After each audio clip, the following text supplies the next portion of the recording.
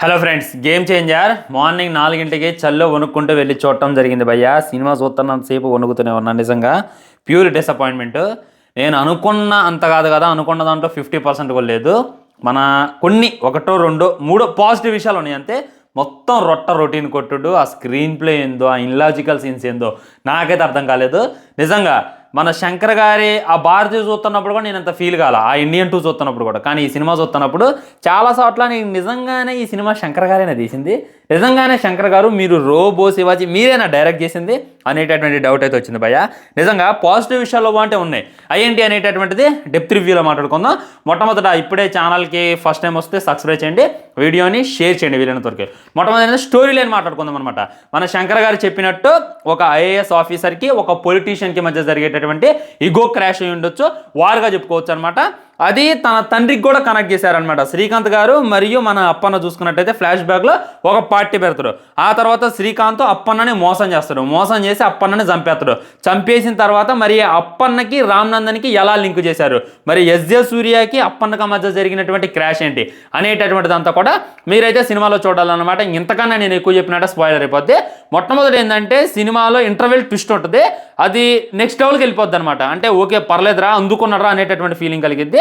Second హాఫ్కి వచ్చిన తర్వాత first 30 minutes అసలు అలా వెళ్ళిపోయింది అనమాట. కొండదేవర్ అనేటటువంటిది అప్పన్న క్యారెక్టర్ అప్పన్నకి నెత్తి పెట్టింది అనమాట. అదొకటి అంతా కూడా నెక్స్ట్ లెవెల్ చూపించిండు. మళ్ళీ యాజ్ ఇట్ ఈజ్ రామ్నందన్కి ఎస్జే సూర్యకి మధ్య జరిగేటటువంటి చూపించిండు. అక్కడైతే నిద్ర నీరసం అయితే నిజంగా వచ్చేసాయి అనమాట. ఎందుకంటున్నానంటే మొత్తం ఇల్లాజికల్ సీన్స్ ఉన్నాయి అనమాట. మొట్టమొదటి ఏంటంటే మన రామ్నందన్ని ఐపీఎస్గా చూపించారు స్టార్టింగ్లో, దీన్ని అగ్రీ చేస్తాం మనం. ఐఏఎస్గా చూపించారు, దీన్ని అగ్రీ చేస్తాం మనం. ఆ తర్వాత ఎలక్షన్ కమిషనర్గా చూపించారు, ఓకే దీన్ని కూడా ఒప్పుకుందాం మనం.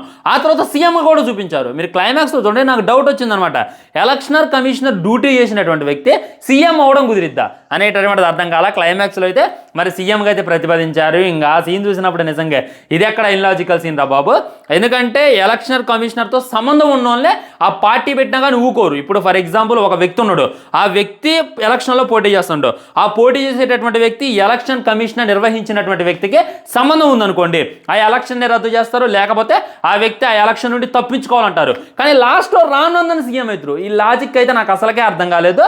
మనకు శంకర్ గారే చెప్తారనమాట, ఈ విధంగా ఎలక్షన్ కమిషనర్తో సంబంధం ఉన్నటువంటి వాడు పార్టీ పెట్టి పోటీ చేసినా కానీ అది చెల్లదు, మళ్ళీ రీ ఎలక్షన్స్ పెట్టడం జరిగింది అని చెప్పి సినిమాలో చెప్తారు. మళ్ళీ లాస్ట్కి వచ్చేసరికి రామ్నందన్ సీఎం అయిండు అనేటటువంటి చూపించిండు. ఇక్కడైతే నాకు అసలు ఏమాత్రం కూడా అర్థం కాలేదు. మరి మన శంకర్ గారు ఏమన్నా బ్రెయిన్ ఫ్రిడ్జ్లో పెట్టారా, ఎంత ఇల్లాజికల్ సీన్స్ ఆయన ఎలా రాసుకుంటూ అనేటటువంటిది అసలుకే అర్థం కాదు.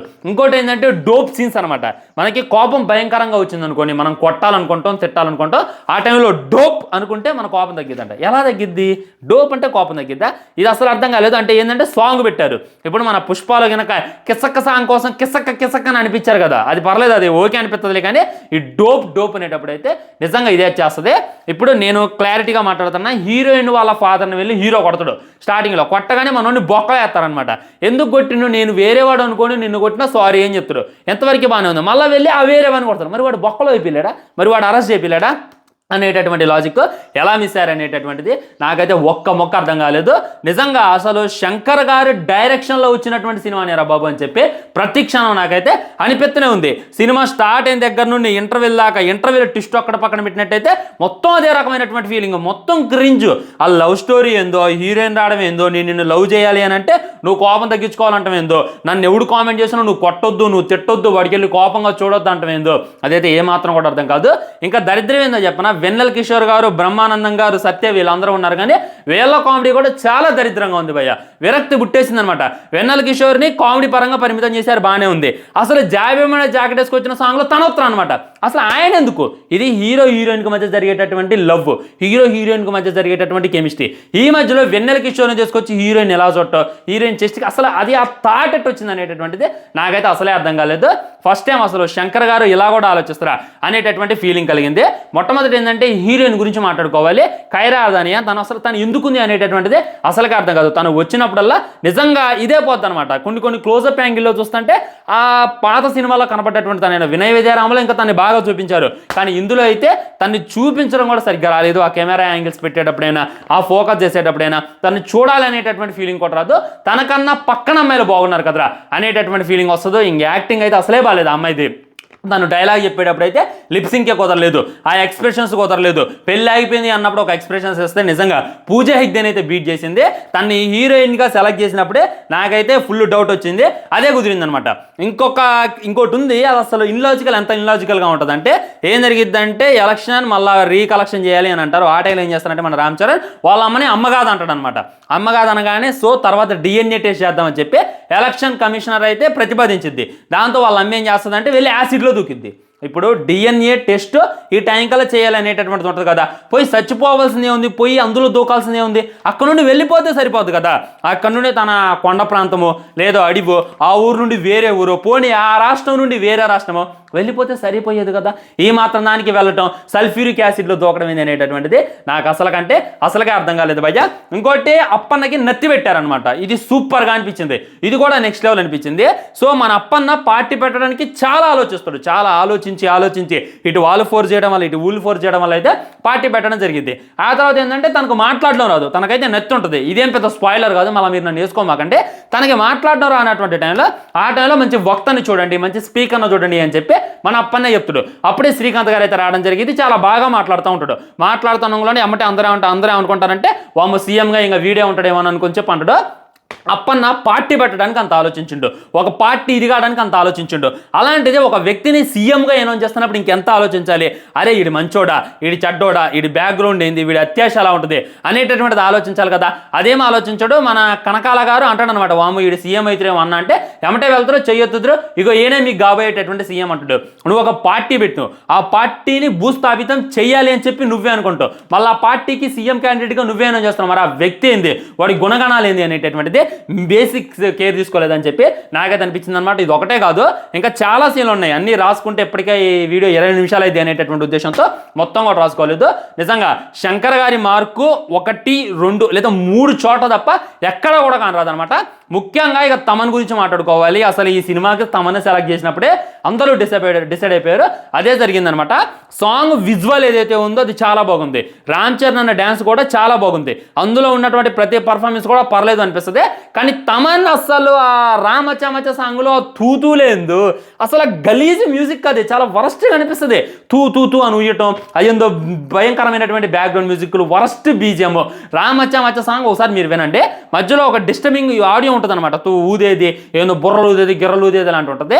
అదైతే అసలు ఫుల్ డిస్టర్బెన్స్ అనిపించింది. రామ్ చరణ్ అన్న గ్రే చూపిస్తుండో, యాక్టింగ్ చేస్తుండో, ఎరగదీస్తుండో ఎంతవరకు బాగానే ఉంది. కానీ ఆయన డ్యాన్స్ చేసేటటువంటి టైంలో ఈ విధమైనటువంటి మ్యూజిక్ రావడం అయితే నాకైతే చిరాకు వచ్చేసింది భయ్యా.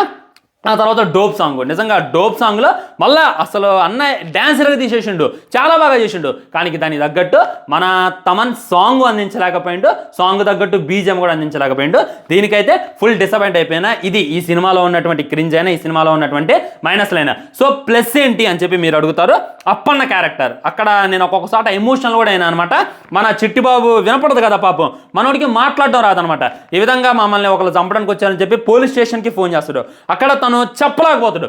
అదైతే అసలు ఎక్కడో టచ్ అయింది అనమాట, అది కూడా వేరే లెవెల్ అనిపించింది. నత్తి అనేటటువంటిది మన జీవితాంతం పోదు, నత్తి వల్ల చాలా మంది తన జీవితాన్ని నాశనం చేసుకోవాలనేటటువంటిది చూపించింది. అంటే రంగస్థలం రేంజ్లో చూపించేటటువంటి ప్రయత్నం చేసిండు.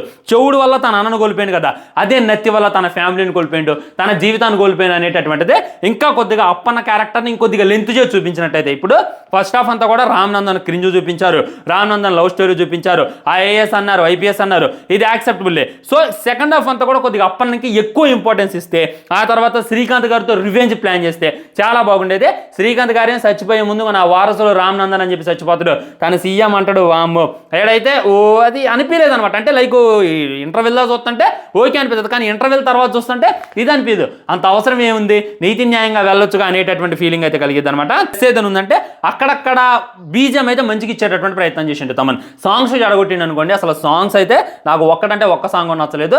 ఆయన జాబిలమ్మ జాకెట్ వేసుకొచ్చిన సాంగ్ బాగుంటుంది, అది ఇది అని చెప్పి ఆయన చెప్పిండే, కానీ సినిమా చూస్తున్నప్పుడు ఆ ఫీల్ అయితే రాలా. ఆ విజువల్స్ బాగున్నాయి, శంకర్ టేకింగ్ బాగుంది, ఆ రోడ్డు బాగుంది, వేసినటువంటి సెట్స్ బాగున్నాయి, కానీ ఆ మ్యూజిక్తో అయితే చెడగొట్టేటటువంటి ప్రయత్నం చేసిండు. ఇంకా క్లైమాక్స్ చాలా సిల్లీగా ఉంటుంది అనమాట. క్లైమాక్స్ ఎస్జే సూర్య వెళ్తాడు, ఆ కమిషనర్ ఆఫీస్ మీద దాడి చేస్తాడు, ఎలక్షన్ పోలింగ్ బూత్ మీద దాడి చేస్తాడు, పోలీసులు ఆయన తట్టుకోలేక అక్కడ నుండి పారిపోతాడు. ఇదంతా కూడా ఎస్జే సూర్యని నెక్స్ట్ లెవెల్ చూపించిండు. ఓర్ని అమ్మ, నువ్వు ఒక రాష్ట్రాన్నే చేతిలో చూసుకున్నావు, నువ్వు ఒక సిస్టమ్నే చేతిలో తీసుకున్నావు, మార్చుకున్నావు, నీకెందుకు సీఎం పదవి, ఈజీగా అయిపోవచ్చుగా సీఎం, అసలు ఈ ఎలక్షన్స్ ఇవన్నీ ఎందుకని చెప్పి మనకైతే ఒక్కొక్కసారి చూపిస్తారు అనమాట. అది అసలు నాకు అర్థం కాదు. ఎస్జే సూర్య రామ్నందన్ కొట్టుకుంటే ఆ ఫీల్ అయితే రాలేదనమాట. మళ్ళీ ఏం చేస్తానంటే మన విలను ఇక్కడ చేతిలో పుడుతుడు, పొడిచిన తర్వాత దాన్ని పీక్కొని వచ్చి కూడా ఈ విధంగా వీడు బగలగొట్టింది 20 బగలగొట్టడం పెద్ద తప్పు కాదని చెప్పి చెప్తారు భయ్య. అదిగా అందరికీ ఎక్కడం అయితే కొద్ది కష్టమే అనిపిస్తుంది అనమాట.